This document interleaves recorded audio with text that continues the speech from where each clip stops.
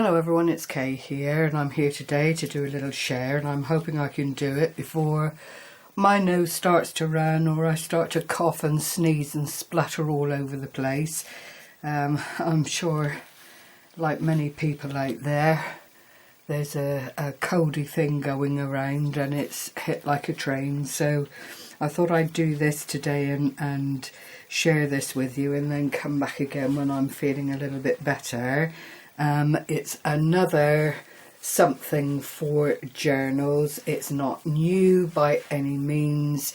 Anyone that makes journals tends to do something along these lines for tuck spots and that kind of thing, and I know Artie Mays has several tutorials on her channel where she makes up these little snippets, as she calls them, but I do think Andrea uses more material than I've used here.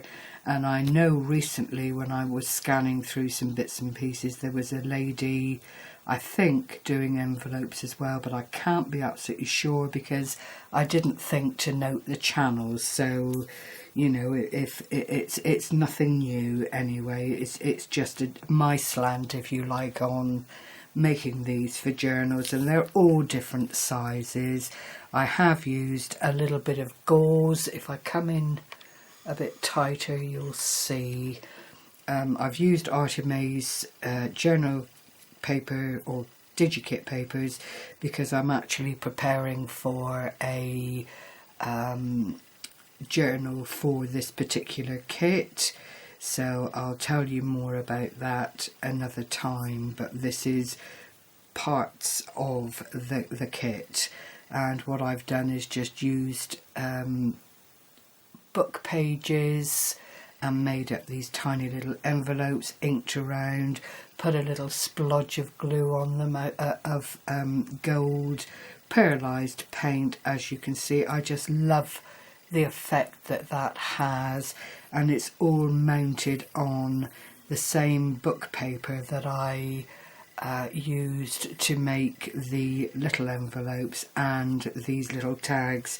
The little tags are actually a bit of a cheat really, because what I had was a small little tag from a pack of tags, and literally all I've done is just drawn around it on my double page of the book.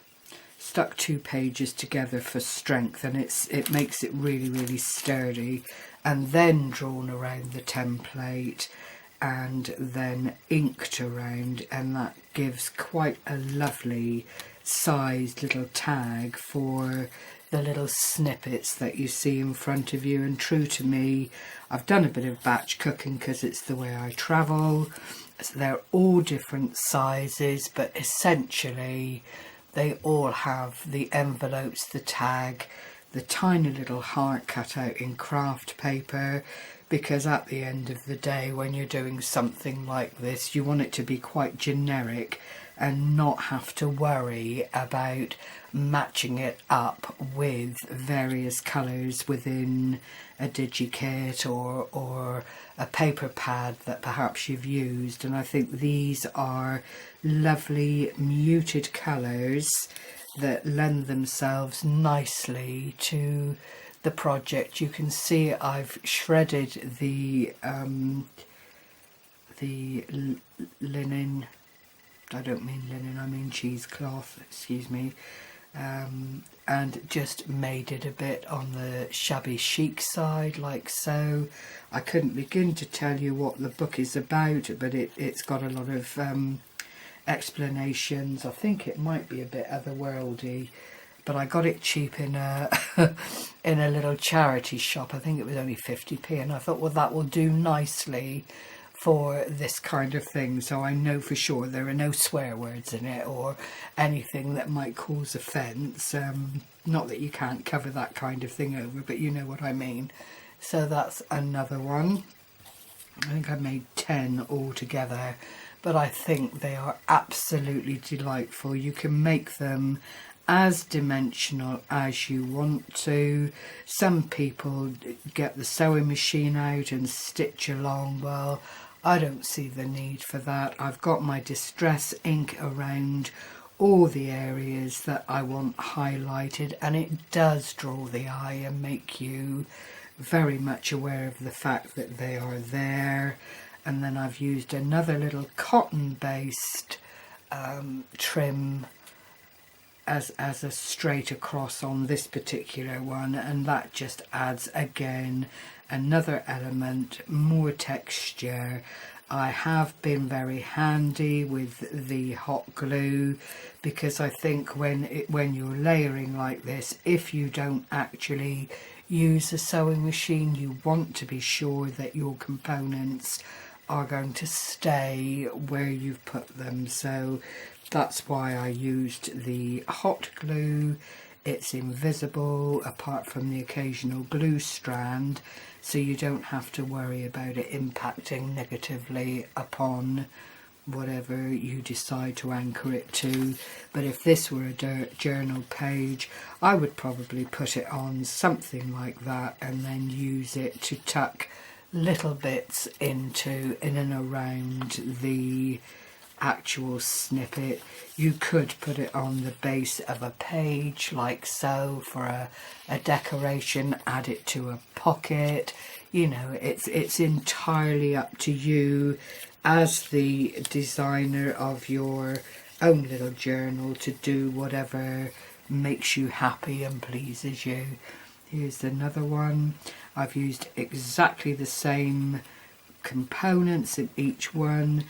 Clearly the envelopes are all different sizes because all I did was cut up strips like this, some wide, some a little bit more stumpy, found the centre and built my little envelope from that, and then there's the wider one, and they all just give rise. It's a nice relaxing thing to do. You could do it in front of the television if you're not feeling very well and you just don't want to put yourself out too much. Then clearly this is the way to go, because it's super easy to put together and quite relaxing to do. And then finally this is the last one.